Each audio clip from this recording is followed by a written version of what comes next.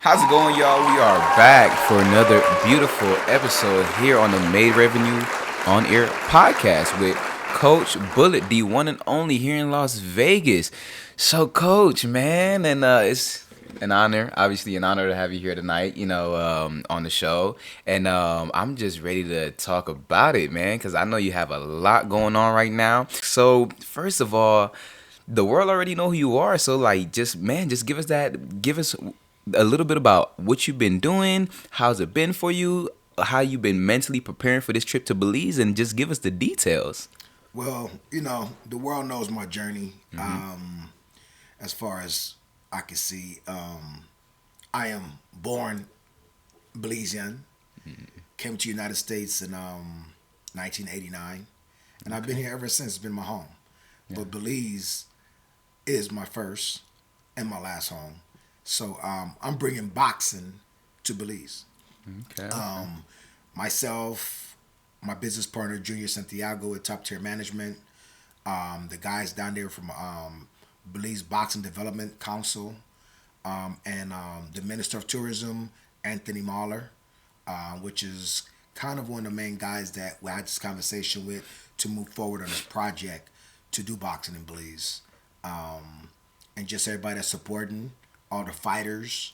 You know what I'm saying? We're all going to come together and make this journey happen, man. Yeah. You know what I'm Okay. And then speaking of top tier, and I know you're in collaboration with them right now with this November 18th event and everything. How has that been beneficial for the Belize community and everything that you guys are getting ready to do out there? Just linking up with top tier and Beast Boxing International coming together and collaborating. Well, the great thing is, my man Junior Santiago, he's actually one of the finest gentlemen, businessman,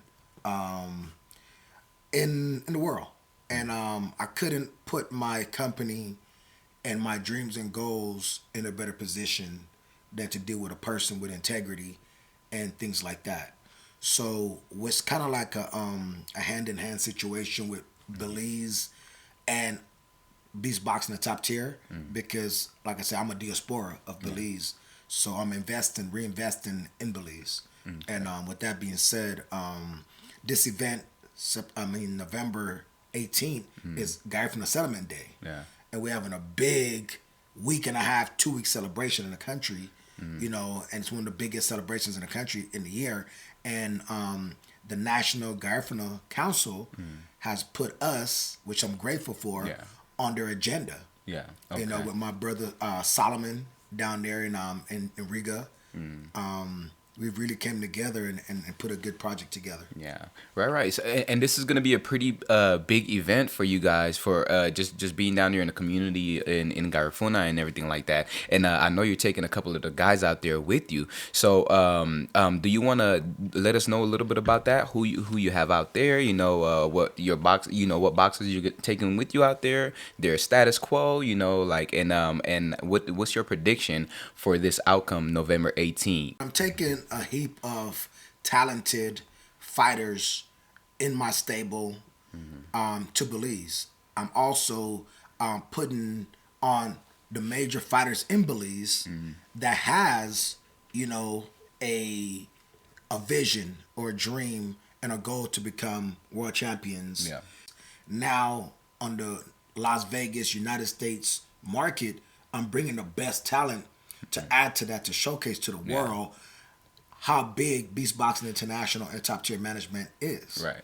Mm-hmm. And then I know with this arena that you guys are going, do you plan on like selling it out, or well, not plan, but what's your prediction for that arena? Is it gonna be a sold out situation? And Yeah, the Russell Chiste Auditorium, it holds about 3,500 people. Okay. And I'm pretty sure we'll sell it out.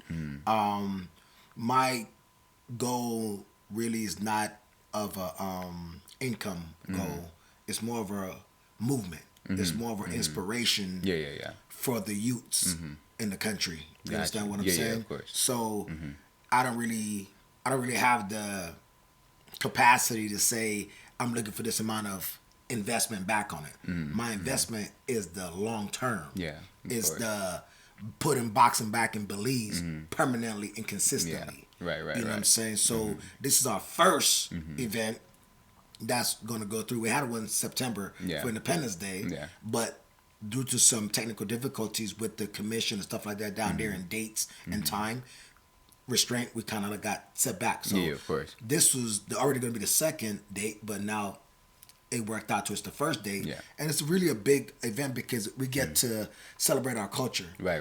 And the Garifuna culture is a major culture in Belize. Right. You know, between Dangriga, PG. Yeah. You know what I'm saying? You might hear a little bit of my accent come out Yeah, for real now. Of course, of course. You know, we dedicate that whole week to the drums of our forefathers. Right. You know what I'm saying? We got the African drums, you know, with Jankano, you know, Chekanare.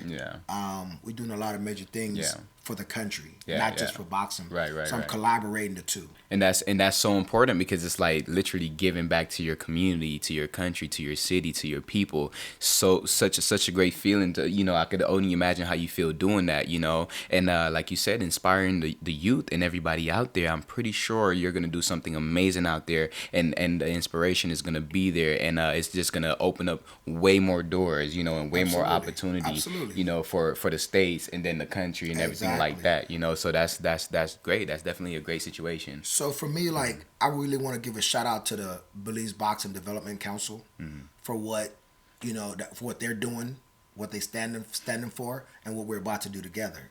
So we got guys like Manuel Flores, Belizean, you know what I'm saying, that's got his training together. Right. These guys working hard down there to be something in life. Yeah, of course. And to not just for them, but to show their little brothers, little cousins, relatives, or friends, listen, this is doable. Yeah. So we got Manuel Flores on the card. We got Max Payne Williams on the card. I know Max. I'll see Max fight at Civic Center in Belize City. Good, talented fighter. We got Cyril Martinez. You know what I'm saying? And we also got another cat, Javier Ariola. And those are all fighters from Belize. Yeah. That's going to be on this main card. Right. So... And it's pay-per-view, so it's going to be promoted to the world. I'm streaming media live. Pay-per-view, so you guys will be able to, the guys that can make it to the country could go on their phone and just, you know, find it. We're going to, like I said, it's on streaming media live, pay-per-view. So I'll be able to do this on the Instagram and the Facebook and all that and advertise. Each fighter will have their promo code. Yeah. Okay. So from our side, we have Donald Brown Jr. He's talented 130 pounder. One of the most talented 130 pounders in the world. Yeah. He had a couple years layoff, and now Donald is on his return now. Right. And he's going for the world title. Yeah. He's coming for everything at 130. Yeah. And I'm definitely positively sure that he's going to get it. And he's sharp in there. Oh, he's definitely sharp. Yeah, Speed is phenomenal. He's been in the ring with all the top guys. Yeah. Like I said, the layoff for Donald Brown Jr.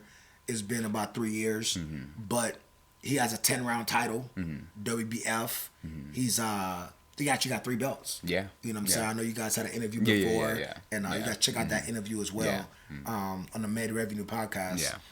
And then we have my young bull, dangerous Demarion Ingram. Oh man, I'm talking about 16, force to be reckoned with. 16 years old. Yeah.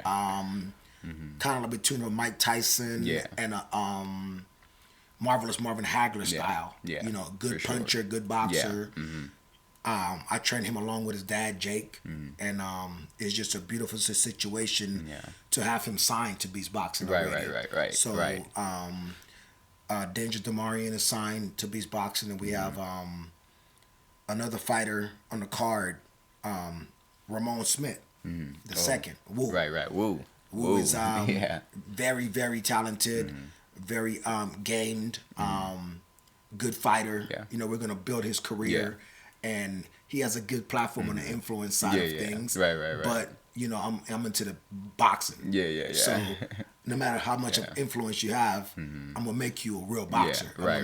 And he is, and he works hard.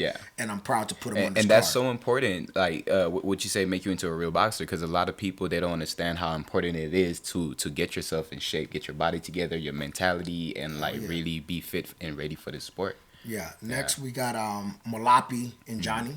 I've been training him for a few years. He's been, you know, the journey hasn't been consistent, but he has been consistent. Yeah. You know, like And many he's a fighters. pro. And he's a pro fighter as well. Many fighters, you know, life happens, things Yeah, of happens, course. you know what I'm saying? So you got to do certain things. Management goes south, promotion goes south or north, Yeah, whatever. of course. You know, you separate, you come back together. But Malapi has always been there on my right hand. Yeah. You know, I could count on him to prepare himself for a fight and to go and get it. Yeah. Also, my other young bull, I have Jacob El Kokoy. Oh man, Cuevas, you know what I'm this saying? lineup, like if you guys are just paying Yeah. attention and know these guys and just listening to this lineup, it's already freaking amazing. You know, it's really mind blowing. It's gonna be something to definitely tune into and watch and get that pay-per-view link because it's gonna be phenomenal. Yeah, so Jacob El Kokoy Cuevas is one of the most talented 135 Yeah. fighters in the world. Yeah. Like when I say that, I mean like from the amateurs, he's been doing his thing. Yeah. We started training around 15 years old. His dad, Cisco Cuevas, his mom, you know what I'm saying, Coach Carter. And, Yeah, of course.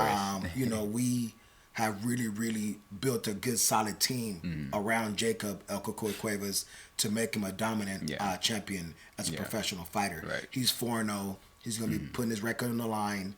Also, probably going to be the co-main event. So, you know what I'm saying? On the top end, we have Donald Brown Jr., main event. Yeah.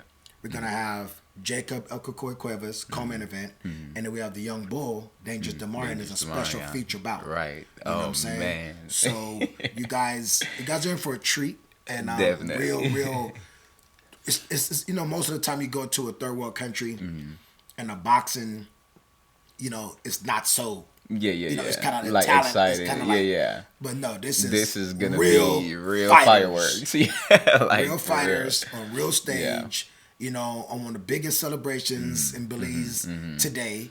And I'm just super excited. Right. You know what I'm saying? That is so important because just you explaining it and running over it and just naming the fighters and like just knowing where it's gonna be. Belize, Garifuna Settlement Day in Belize, is just see in Belize and Dangriga. uh-huh.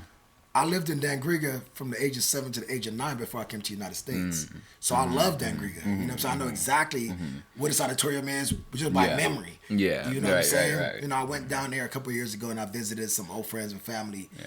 And I told them, I said, I want to bring boxing here. Yeah. And quiet as kept, it wasn't planned. Uh-huh. It just came through like that. Yeah. And that's the manifestation. Beauty of this. Everything came together, you know, right, for the greater good. Thank God. Right. So that's really good. That's amazing. You know, that's really great, and just everything that you're doing for the community. One more time, you know, and for Belize, I know they're super grateful. You know, just bringing the it's like Belize is already known, but now you're bringing boxing. You're taking boxing there and then bringing it out here and just making it global, even on a bigger scale. You know, and that's just an amazing thing. And like you said, you're doing it not for the money, but for the youth, for the inspiration, so they can see like, hey, we have this, you know, we're here, we're out here, and we're making it happy, you know. And to add to that, to piggyback on what you're talking about, Assad Martinez is one of the guys down in Belize that really had this vision before me. Yeah.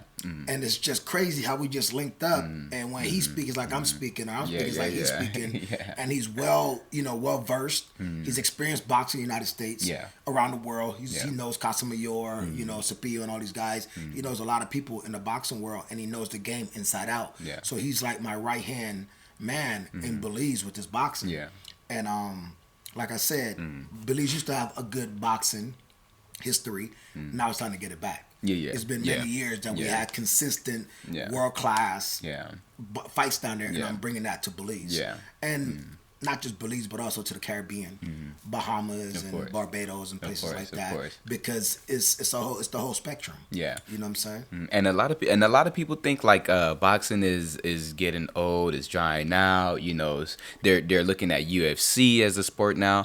What would you say to rebuttal off something like that when it comes to the sport of boxing? Because I know me personally, I see it, I watch it, I love it, and I'm like, this is exciting stuff. You know, like I love all combat sport. I like boxing. I like MMA. I like jiu-jitsu. I like judo. I like capoeira. I like karate. I like all that stuff. Yeah. But going back to the history, the oldest, longest living sport, 16 something, is boxing. Boxing. Yeah. Now, I was kind of surprised how MMA even came back to being legalized. Yeah. Because a boxer, if we wore 6-ounce gloves, there'd be a whole lot more head trauma. Yeah. And a lot of guys in the hospital. Yeah. Yeah. Because we really punch with every ounce and every pound of our bodies. Yeah. So, MMA, a lot of these guys came from mainly ground game. Yeah. Which I love.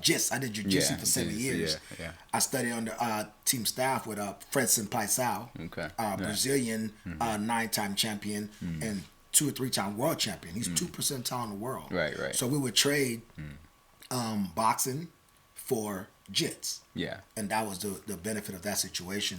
With my guy Lesme Olusala Sanchez. Yeah. I think you met him on my birthday party. Yeah. Oh yeah. He's one of my Cuban Cuban trainers that really like sparked a lot of things in me, even for me to become a trainer. Yeah. And I think between Floyd Mayweather Sr. and Lesme, I think those two guys really like kind of like sparked my me becoming a trainer. Yeah. You know what I'm saying? They didn't just teach me boxing. Yeah. I saw the way they dealt with their fighters. Yeah. The way they dealt with me. And just the passion. Yeah. And the way they taught. Yeah. See, me as a coach, I'm a teacher. Yeah. A lot of coaches, they could coach somebody that's already good, but I'm a teacher. I teach guys from never jabbing before right. to becoming champions. Okay. So anybody could coach a fighter that knows what he's doing. Exactly. A fighter after a certain raise level him up doesn't really need a coach. Honestly. Now he needs somebody he could trust in the corner. Right. But you don't gotta teach him nothing. Yeah. You know what I'm saying? Yeah. And that's so important, like you said, like you could always be a coach and coach someone who already who have the talent and know the sport, but to really train someone to bring them up from scratch, that's like science. That's like that's like right. Years and that's years putting of things knowledge. together, building it, molding it, shaping it, creating it, So that's so important, and you're really doing a great thing, in the sport. What has been the main reason behind this partnership with Beast Boxing International and Top Tier Management and and everything like that? Well, the project for Belize came up in a diaspora meeting that we had in Las Vegas, in Los Angeles. Like I said, when the ministers was here, the Minister of Sports, Minister of Tourism, Minister of Finance, and all that was here in Las Vegas. Yeah. And when I got to sit and talk to them, and they were talking about people reinvesting in Belize, like myself, which is a diaspora. Yeah. People living in America that's born Belizeans, and we want to do business and reinvest in our country. So this is where this platform came about. Oh, okay, yeah, and that's a good thing behind that, and like we mentioned earlier, you're out here, they're back there, and like just bringing the two together is just so big, so big not only for boxing out here, but boxing down there in Belize and just the community itself. So that's really great, just knowing that. So what is your overall goal and everything like that for bringing boxing to Belize in general? What's your overall goal with that? Well, my overall goal is to, inspire the youth, to bring the stardom and make it tangible to the youth in Belize. And so they can see my cousin, my brother, whoever is doing this, Coach Bullet, he's Belizean. He made it to the top as a world champion coach. Yeah. That will inspire them, put a spark in them, and then that fire burns. You know what I'm saying? So for me, that's what I want out of it. I want to see a lot of Baby Miller. Yeah. You know what I'm saying? Amir Rudan. Yeah. You know what I'm saying? I want to see, Simone Biles. Those are the things that you want to get out of Belize. Yeah. Marion Jones. Yeah, right. You know what I'm saying? You want to see these world-class athletes. Yeah, of course. You know what I'm saying? That's really, really, even though we have a champion, I think, in MMA. I forgot his name. I'm sorry, Brethren. But, you know what I'm saying? He got his Belizean flag out there, and you know what I'm saying? Yeah. We need more of those. We have the same athletes from any good as any other country. Yeah. So we just have to embrace our talent and have somebody. Yeah. They need that inspiration, that inspire. spark, and that's what I'm talking about. Got It's just a spark. It's just a spark. Yeah. You know what I'm saying? That's so important. That's really good. Because you know what, a lot of people isn't thinking like that. They're not making the move that you're making. They come out here and then it's all me, they're myself, selfish. and now They're selfish. selfish. Yeah, they exactly. So that's really good. That's really great. And even with you doing that, I believe that you're gonna be blessed beyond. Like just knowing what you're trying to do and knowing what you're getting ready to do for the world, for the world. Yeah, I mean, It's like not just- I always tell people, I'm a humanitarian, Yeah. and I'm a philanthropist. So with that being said, I want the people in the world to have opportunity and live a decent life, and just I one thing I hate is to see people in poverty. Yeah. I hate to see little children sad and crying, and Right. don't have no hope. Yeah. Yeah. Those are things that bother me as a human being. And So- nobody's trying to help. Nobody cares. and even if they help from a distance. Yeah. If they could, Yeah. which any help is good. So And let's if it's not knock beneficial to that, them most you know of what I'm the saying, time. or make them Yeah. look good or whatever. But I want to do this around the world. But it's my responsibility to go into my own backyard Yeah. of Belize, my own home, and start there. Yeah, 100%. And then the Caribbean, and then keep pushing The out. world, yeah. That's why it's called Beast Boxing International. International.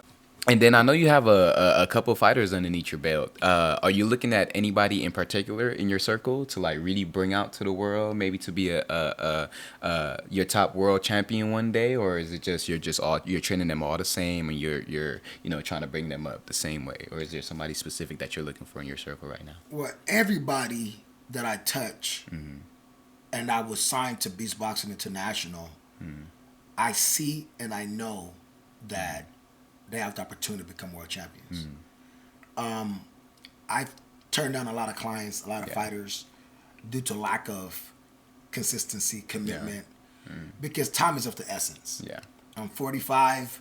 Yeah. I'm still young, but tomorrow's not promised to nobody. Yeah. And if I wake up tomorrow and my goals are not accomplished, Yeah. I'm not happy in my casket. Of course. But if I see that my goal has become, reality, I'm happy. I could go meet the Father. Yeah. Happy. You feel what I'm saying? Right. So everybody, like right now, we got Mongoose, Dangerous Demarian, looking to do further business with Donald Brown Jr. on the promotion.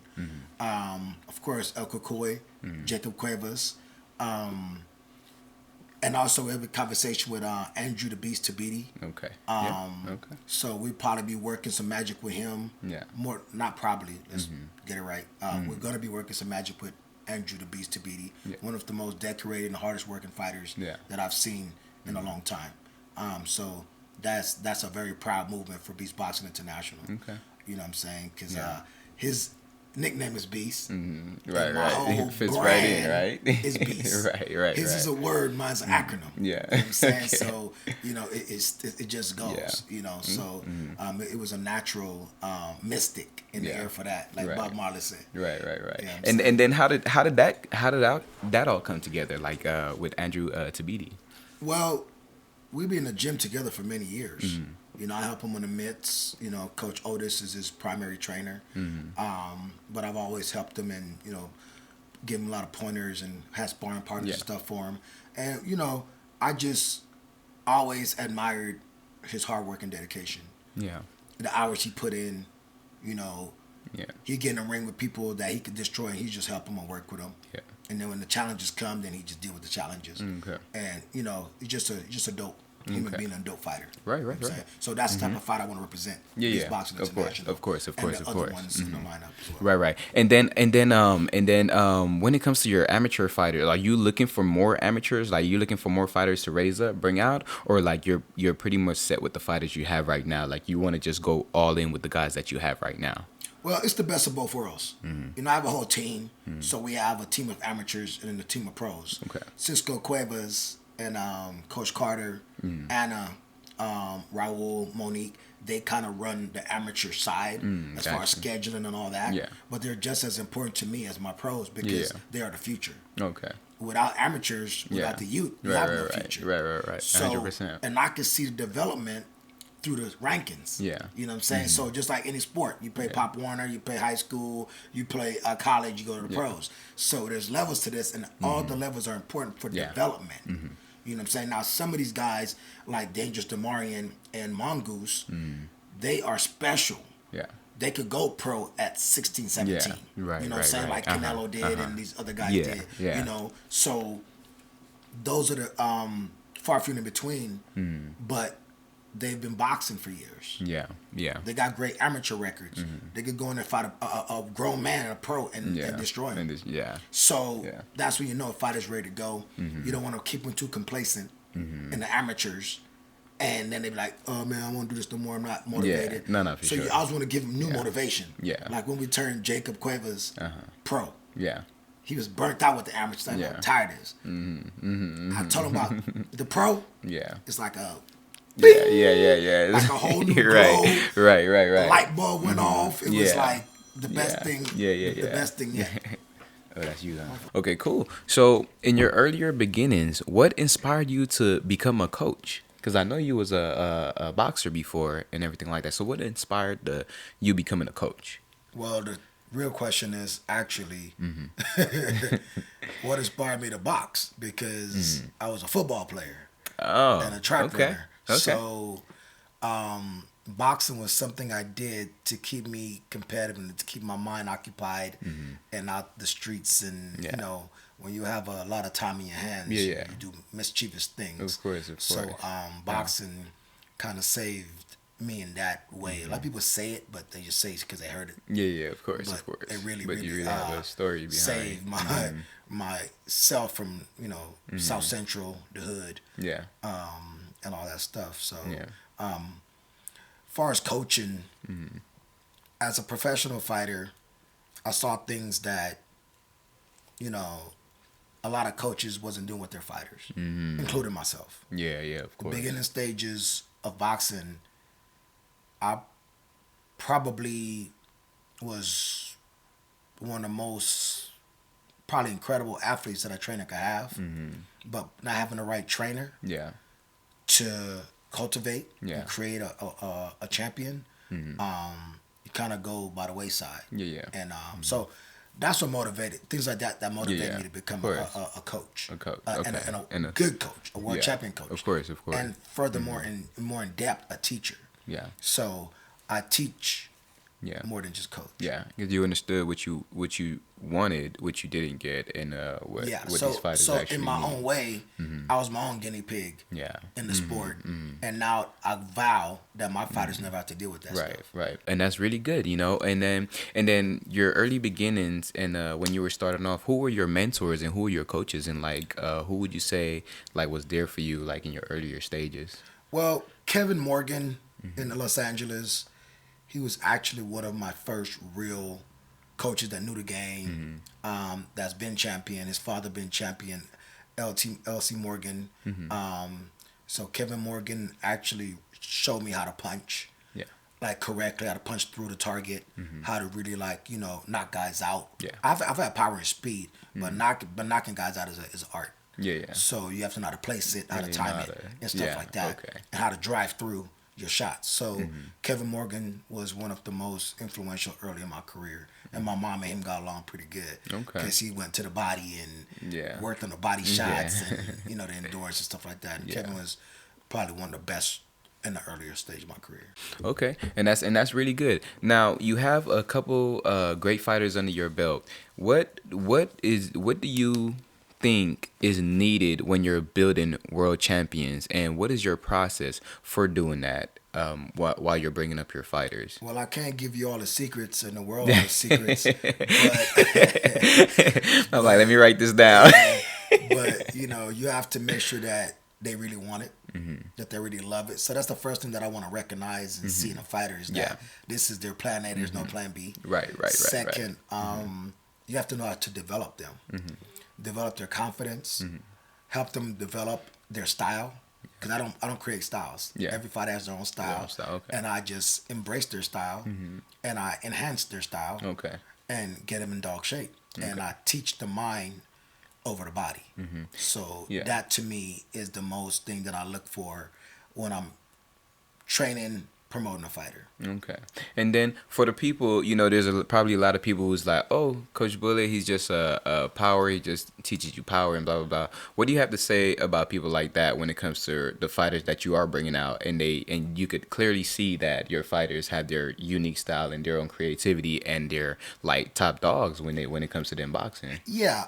People that say things like that, they just say it without really knowing real knowledge of the science of boxing or the trajectory of punches or the weight shifting and all that, because the bone structure, Yeah. which I always talk about, Bone is structure.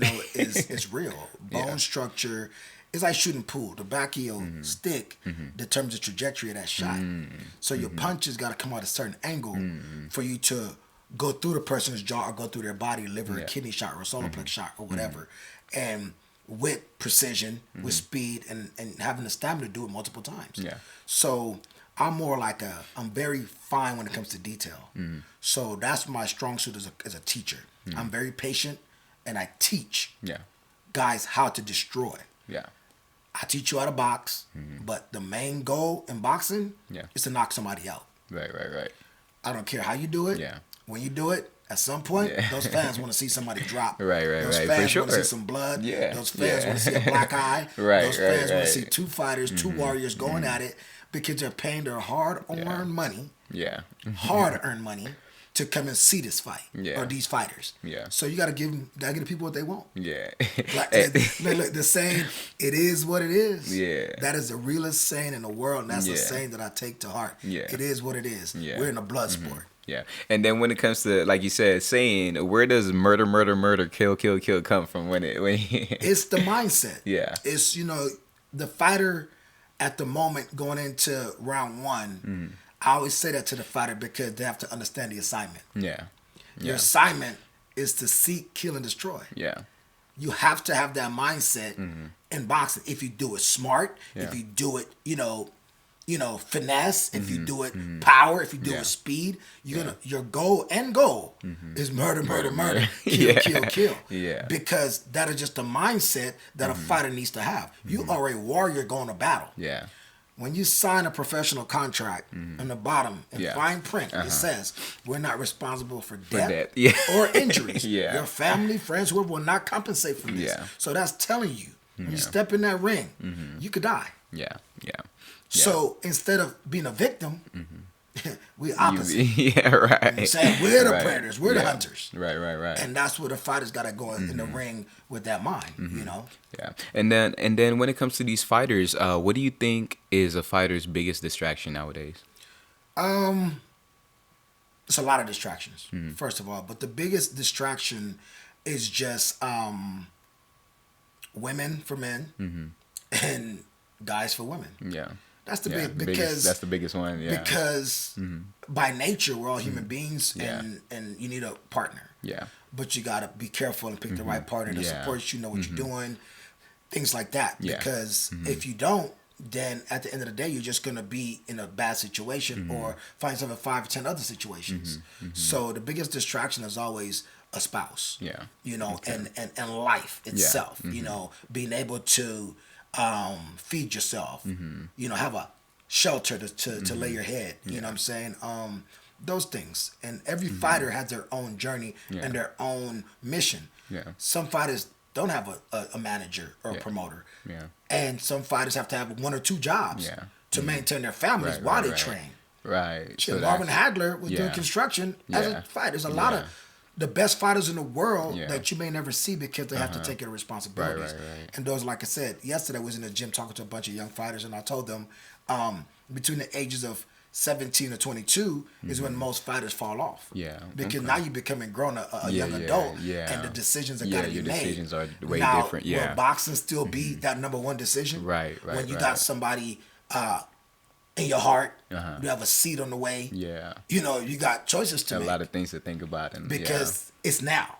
Yeah. Like, the time is now. Yeah. What we gonna do? Yeah. So that's why it's good for the fighters to be as least distracted as possible. Right. So that's a good question. Right. And then we could wrap it up. But when it comes to fighters, we talk about their mental health and the things that they have to do and the things that they struggle with and things that they progress with. When it comes to coaches, can you give us a little bit about that side when it comes to you guys' mental health, the things that you guys struggle with, the things that you gotta overcome every day, just dealing with your fighters, just dealing with your reality, with your life and everything like that? What is it life like being a coach when it comes to this sport and just life in general? You gotta absolutely love what you do. First and foremost, it has to be your passion. It has to be what you will die for. So, with that being said, second is having to deal with loyalty or disloyalty of fighters and their nature. So, the biggest thing, and I speak for all coaches and teachers, you gotta look out for the snakes in the grass. The biggest problem with me as a coach is that there's a lot of snakes in the grass in my world. I live in Vegas, fight capital of the world. Everybody that hold a pair of mitts claim that they're a coach. You're not a coach, bro. A lot of parents feel like they can coach their sons or their daughters, and you can to a certain level. And it's time for you to pass the torch. And let them go, Or you can self-destruct, or you can destroy them. You know. Career and their So future. as a coach, man, it's one of the hardest tasks, especially in the sport of boxing, because boxing is you're not gonna have any financial gains for 15 years with one fighter. Right. 10 to 15 easy, and that's including the amateurs. So if your son starts out at 8, don't even think about $1 unless he's pro at 18. Right. You're right. And And as a that's coach, 10 years later. that's investment. Then as a coach, me, I've had 3 gyms across the city, and I've trained more than 75% of my fighters for free. Travel around the nation with them on my own dime. Right. Where are most of those people now? Right. You understand what I'm saying? So these are the things that you have to be able to swallow as a coach. Yeah. You're going to give out all this love, all this teaching, all this knowledge. And then when it's time for you to get it back, it's nowhere to be seen. Nobody to be found. There's going to be 1 or 2 fighters that's loyal Yeah. throughout the career of a coach. And that's one reason why I respect Terrence Bud Crawford. He had an interview, and it was pretty much telling him to choose up to move forward. And he said, I'm not stepping away from Bomac because he's been there from day one. And as successful as he is, undisputed in multiple divisions, he's never switched up. So when guys switch up on their coaches, sometimes you got to watch that, because if I see a fighter switch up on another coach, you're going to do the same thing to me. Right. You wouldn't even want to deal with him. I'm not going to deal with you. You know what I'm saying? And most of the time I tell guys, no, I will help you, but you have a coach. You know what I'm saying? And that goes to the old school way of training and teaching and gym ethics. Because a lot of trainers now and coaches don't even know what gym ethics are. And you end up knocking them out, beating them up, and then you go to jail, and then you in a place where you don't want to be. So as a coach, you have to have thick skin. You got to have a heart of steel, you know, because it's a lot of hurt. It's a lot of pain. It's a lot of just disloyal people. Nothing is more important in life than your time. Because when God take that breath away, that's it. That's all. It's a wrap. Money can't save you. Money, Loved ones, friends, brother, sister can't save you. So at the end of the day, the coaching side of things, man, is really, really tough. And I tap my hat off to every coach that's ever built the world champion, to every coach that has ever had to go through, you know, building somebody from scratch, you know, turn them into a world champion, and then to see them go and just turn their back or, you know, get to the point where they don't want to listen anymore, and you have to put them in place and let them go, or whatever the circumstance may be. Just know that boxing coaching is one of the hardest jobs in the world, because we do not get a salary. A basketball team, a football team, you never touch the playoffs. That coach still get a salary. Every player in that roster get a salary. A professional fighter in boxing or a coach will never touch a payday unless you get to the top. So that's where we coach and we drill and we teach so intently, you know, and so intensely, because we know that our life is on the line and our fighter's life is on the line. And I'm not going to put a guy in a fight or a young lady in a fight that I don't believe that they're going to win or have the ability to win if they listen. So I take winning very seriously when it comes to my fighters, because early in my career, some coaches didn't take my winning seriously. They just wanted to be in somebody's corner, say, "Oh yeah, well, that's that's my fighter." I don't care about that. You know what I'm saying? I care about winning. I care about my legacy. You know what I'm saying? With my first pro fighter, we went to the top. Yeah. You know what I'm saying? Yeah. So we fought in the biggest stage, and we, you know what I'm saying? We got the straps. Yeah. You know what I'm saying? Yeah. Yeah. Then with Zarina, she has multiple titles. You know, the title with Rolly WA 140 and the interim championship. So right now, you know, as being a coach, the only way I can see myself continue to coach is if I promote. Yeah. Okay. Yeah. Because there's a light at the end of the tunnel. So by saying that is, I build these guys from scratch. I put them through the progression. Yeah. They get signed to somebody else. Yeah. They walk away from me. Right. But at least you get something out of it. But at least if I sign them to the promotion, you know, I got that commitment. Yeah. You know, 3 to 5 years, whatever. Yeah. So you could go get mad, wake up on the wrong side of bed. Yeah. Oh, I don't want Coach Bullet to be my trainer. Yeah. Whatever your excuse is. Yeah. Oh, he not in the gym. Listen, there's no fight in the world that's in the gym more than these coaches. Right. And then you should never feel bad about wanting to do things that way and doing things that way 100%. Because like you said, at the end of the day, a lot of these guys, they really don't care. They really don't. They're there for themselves. They're there for their own selfish needs. They're there because they were like, oh, I want to be a boxer one day, and I'm gonna get far. And then the minute they see that you're handling business on the outside, or you're doing something that's to benefit the whole environment and the whole team, they're like, oh, he's slacking off. He's not doing what he's supposed to. How you know he's not doing what he's supposed to do? Right. And so, you know, for the fighters on that angle, right? A fighter wants you to teach him, build him confidence, teach him, you know, the whole package. From 4 rounds to 12 rounds, the transitions of the rounds. They want everything from you. The minute you take time to say, I want to be a promoter and I'm going to work on certain things, or, you know, I got other business ventures that could help me afford to be a coach. Right. You got to have an income to be a coach. Other people don't know. A separate income apart from what you making at the gym. Because, like, I'd rather train a fighter for free than have to charge a fighter because he already broke. Yeah, right.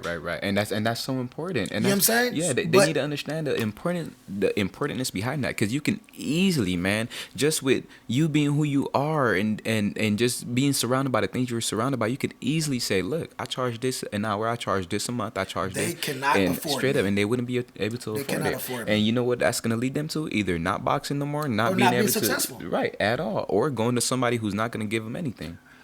There's a lot of people in the gym that walk through gym doors every day, and I want y'all to listen to this. There's a lot of fake trainers in these gyms that go sit in these gyms and tell fighters lies when they walk through the door. There's a lot of fake trainers that would watch you train your fighter, and the minute they don't see you around in the gym 2-3 days because you're with another fighter out the country or something, they go right in their ear. They're trying to steal somebody that's already good. And established. Why don't you get somebody from scratch and build your own fighters? Yeah. You know what I'm saying? Now, that's the biggest issue I see in Vegas, Las Vegas, the fight capital of the world. Too many guys are able to walk into a gym with a pair of mitts and claim to be a trainer. What have you done in boxing? Have you ever boxed professionally? Have you ever boxed as an amateur on a high level? If you don't have those two things, I'm sorry to tell you, you're not a real coach, because your fighter has to go through certain things in the ring that you've never experienced. How could you guide a fighter through that? When he's tired, when he get caught with a body shot, he don't know how to play it off. When he get hit with a shot, he's dazed. What he's supposed to do? I'm not going to say what he's supposed to do because I'm going to tell y'all free game. But the little things that a fighter has to do in the ring, if you ain't ever experienced it, all you're going to say is, man, this is what happened to my fighter. And you couldn't help them because you don't know, because you're a stupid, dumb idiot that's playing with people's lives, even if it's your own kid. Stop playing with people's lives in that ring, because this is a blood sport. You will get hurt. Your brain cells does not come back. That's why in the gym, you see these trainers, they got these fighters sparring all the time. You shouldn't be sparring all the time because your brain cells don't come back. I've had this conversation for years. Glad Roy Jones Jr. said it the other day. I saw it on Instagram or something about people sparring necessarily, and about one of the guys that told him, you know, I lost a lot of my go in sparring certain fighters that could punch and beat you up. those brain cells do not come back. So if a coach is not a teacher, get rid of them. And that's it for this coaching part. It's like setting them up for failure. Setting up for destruction. It's like you never drove a NASCAR. Right. And you want to teach a person how to drive a NASCAR. That's crazy. That's insanity. You could look at it and say, I could copy it. Yeah. But you've never done that. I see a lot of parents in boxing injure their own kids. And they be like, oh, I've watched it before. Bro, I've seen a lot of parents and coaches, fake coaches, injure their fighters by trying to work them too damn hard to the point where they injure themselves because this is a human body and not a machine. Man. They don't know how to rest. They don't know how to work efficiently. A lot of coaches that don't even teach the importance and the significance of a jab. You know what I'm saying? That is so important, and that's so amazing, man. And like what you're saying here is real knowledge, is real spill, you know. Like, so it's crazy that they don't see things like this and take it in for themselves. Even the fighters, you know, take it in for themselves. Like, damn, man, Coach Bullet is right. Because, and then like they need to look at themselves and do a self-reflection. Like, damn, he's right, because I haven't been feeling this. I haven't been doing this. I've been, getting there, and I'm like, man, why am I feeling like this? Coach, like, what's up? Like, are we gonna, I need to do this better and do this? And they don't, because why? Like you said, these coaches really don't know what they're doing in there, and it hurts the fighter even more, which really sucks, because you could have a fighter that could really be a world champion one day, or just a great fighter overall, and then you have a coach that's really destroying that fighter. And that is so crazy and so important, So wow, man, wow. Coaching is boxing. Coaching boxing is it's the hardest thing in the world, especially when you have a family that needs to be taken care of, yourself, and you don't have the income to support that. And as a fighter, you know that if a fighter is starting out, he's definitely broke. He doesn't have a college degree. He doesn't have a job. 99.9% of them are broke. And the parents make the sacrifices and the struggles to make payments a month to the gym and then to the trainer. It becomes a battle, So, like I said, as a coach, the most important thing for a coach is to be able to see, a real fighter. And what advice would you give to those guys that, like, for example, what you just said about their parents paying their tuition to the gym and the coach and everything like that? What advice would you give to those guys to keep them focused, keep them on point, and to like really give them that encouragement and that inspiration to keep moving forward and sticking to it? Well, unfortunately, their advice kind of don't work until they come across reality. So when they feel like, okay, I've been having everything handed to me. My parents pay my bills for the gym and this and that, whatever. Now, when you go get a job and you got to pay that gym fee, that coach and all that, you're going to start feeling that. You got to pay rent. You got to pay your gas money. You got to do all that. The financial burden of a boxer is heavy. That's why there's managers, some good managers, some bad managers, but there's people that can actually financially help a fighter. And that makes a big difference. And a lot of these fighters, they're very ungrateful because they turn their back on these managers that are able to help them in their career because they got so many people in their ear or they think they got experience and you really don't. There's a lot of fighters that try to reinvent the wheel and managers and that have so many fighters that really don't care about one particular fighter. It's boxing is a very tough sport. Man. That's why when we say you got to eat, live, breathe this, you really have to. It's not for the faint of heart. It's not for the feeble-minded. You have to have a lot of mental fortitude. And you got to have some big cacahuates.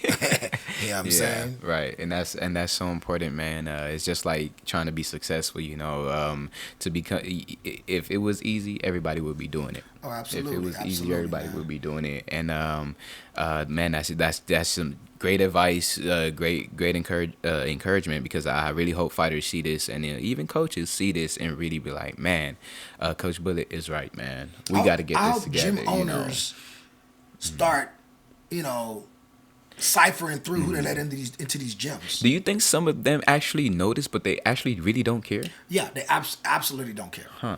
And That's so important. Think it's sad for a green fighter walking through the door to get approached by somebody that he think knows some things and they don't, and could teach him and it's a very sad case. This is why I've had 3 gyms in the city. Yeah. After pandemic, I haven't opened another gym since. But Hopefully soon, though. 2025, Yeah. we're definitely going back to Yeah. being in my private space and stuff like that, or working from there, because people copy a lot of things that I do now. You know, so I see it. You know, and it's not bad. I mean, good. Take it and make sure you teach these fighters the right way. Yeah, You know what I'm saying? So a Beast Boxing International Gym will be absolutely back in effect. crazy. I could only imagine the equipment, the walls, the setup. Exactly. Man, And my gyms have had 30 punching bags, not 6, 7, 8, 30. 6, 7 speed bags, 6, 7 double M bags. You know, upstairs, downstairs. You know what I mean? I've never tried to take a shortcut when it came to giving the fighters and the athletes what they need. You know, strength and conditioning and boxing all in one house. You know what I mean? And then when it comes to opening your gym and everything like that, are you gonna be the sole trainer in there, or are you planning on getting like really good guys in there that like-minded like you and everything like that? It will be a gym where only experienced fighters and coaches can be a part of. I don't want nobody that's never done this and to come in there and fabricate the situation and, you know, tell lies to these fighters and get the fighters hurt, because anybody that walks out that gym, when they win, it's on that gym. When they lose, it's on that gym. It's on that gym. Just like it is when it comes to a coach. Coach, If you win or lose, it's on the coach. Coach, You know what I'm saying? Yeah. Unfortunately, really only when you lose, they talk about the coach. When you win, it's the fighter. Which is great. Yeah. 100%. Because the fighter has to put that work in. Yeah. You know what I'm saying? But there's a thing called taking responsibility. Yeah. You know? For your own action. Really, you know, boxing is doable for anybody with a strong mind and a strong heart, and somebody that want to dedicate themselves. You can really do whatever you want to do in the sport, but it's also, you know, a whole jungle out there. You know what I'm saying? So you gotta know how to navigate your way through them bayous, man. You know? It's not easy, but if you really have it in your heart and soul and mind and body, you could get it done. Right? Absolutely. Okay. All right, cool. Yeah. So, and we have like 3 more minutes before that. I'm just want to say this. I'm happy to step into this new journey of promoting. It is not easy either. Right. It is so difficult. Yeah. And it is through the help of my guy Junior Santiago, my other promoters like Freddie Mac down in Virginia that's going to be coming on board as promotion, my guy Whitney Ferguson in the Bahamas, you know what I'm saying? People like that want to collaborate, even the new promoters. That's how I see Danny Garcia got his promotion out there now. That's nice. That's good to see, because boxing is such a huge world sport. 5 promoters cannot run this world. Right. You got to have more. There's And 30-some NFL teams, 30-some NBA teams. That's so good. You have to have like to have everybody there that's doing it, and like everybody's in agreement. Like, let's make it happen. Exactly. Let's make this thing And that's what I big. respect about De La Hoya and Hopkins and their approach to let the promoters come together. Let's work. Let's get the best of the best out there. You know, which it's a gamble, but if you really want the best for the sport, it is what it is. It come back to that saying. And that's it fine. is what it is. Yeah, because that's fine. Like, you have to take those type of risks and those gambles. I think that's in everything we do in life and in business and every single thing. So take it and see where it goes and see what happens. You never know. Because at the end of the day, what if it's great? What if you win? What if it's phenomenal? You know, so Belize, November 18th in Dangriga, Russell Chiste Auditorium. We're coming. We're there for Garifuna Settlement Day, Beast Boxing International, top tier management, Garifuna, National Garifuna Council, Belize Boxing Developmental Council, Belize Tourism Board. We're so excited to bringing this to Belize and showing it to the world. Straight up, 100%, man. Thank you, Coach Bullet. Already, Thank baby. you so much. Appreciate it, you know. And we're here, Made Revenue Records, Made Revenue on Air podcast. And what a phenomenal episode.